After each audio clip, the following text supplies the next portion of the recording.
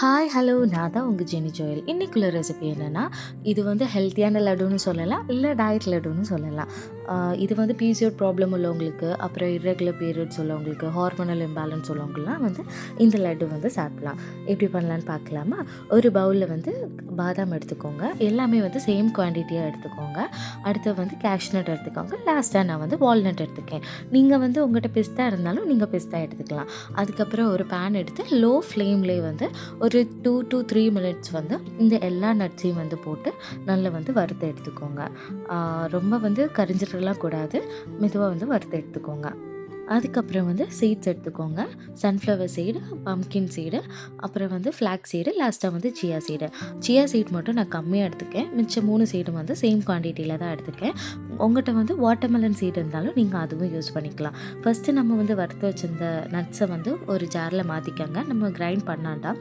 அதே போல் லோ ஃப்ளேமில் வந்து 2 to 3 மினிட்ஸில் வந்து இந்த சீட்ஸையும் வந்து வறுத்துக்கோங்க. இதுவும் கரிஞ்சிடாமல் மெதுவாக வறுத்து எடுத்துட்டு எல்லாம் வந்து சேர்த்து போட்டு எல்லாம் வந்து கிரைண்ட் பண்ணிக்கோங்க. இது நல்ல பவுடராக வந்து அரைச்சி எடுத்துக்கோங்க. இது ரொம்ப இந்த லட்டு வந்து நல்லது. எனர்ஜி லெவலை நல்லா பூஸ்டப் பண்ணும். பிசிஓடி ப்ராப்ளம் உள்ளவங்களுக்கு, டைஜஷன் ப்ராப்ளம் உள்ளவங்களுக்கு, ஹார்மோனல் இம்பேலன்ஸ் உள்ளவங்களுக்கு, பிளட் சுகர் லெவலெல்லாம் வந்து கரெக்டாக ஸ்டேபிளாக வச்சுக்கும். இது நம்ம வீட்டிலேயே வந்து ரெடி பண்ணி சாப்பிட்டா ரொம்ப ஹெல்த்தி கூட. வெளியே எப்படி பண்ணுவாங்கன்னு தெரியாது. அதுக்கப்புறம் வந்து இதில் வந்து நான் வந்து டேட்ஸ் மட்டும் யூஸ் பண்ணிக்கிறேன். உங்கள்கிட்ட ஃபிகர் இருந்தாலும் அத்திப்பழம் இருந்தாலும் நீங்கள் அத்திப்பழமும் யூஸ் பண்ணிக்கலாம். டேட்ஸ் வந்து உங்களுக்கு இனிப்பு ஜாஸ்தியாக வேணும்னா நீங்கள் கொஞ்சம் எக்ஸ்ட்ரா ஜாஸ்தியாக யூஸ் பண்ணிக்கோங்க.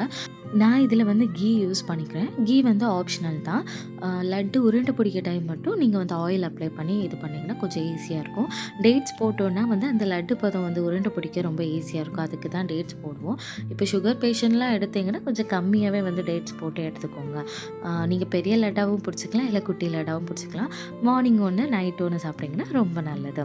உங்களுக்கு இந்த ரெசிபி பிடிச்சிருந்துன்னா நீங்களும் உங்கள் வீட்டில் ட்ரை பண்ணி பார்த்துக்கோங்க. மறக்காமல் லைக் அண்ட் சப்ஸ்கிரைப் பண்ணிக்கோங்க. தேங்க்யூ.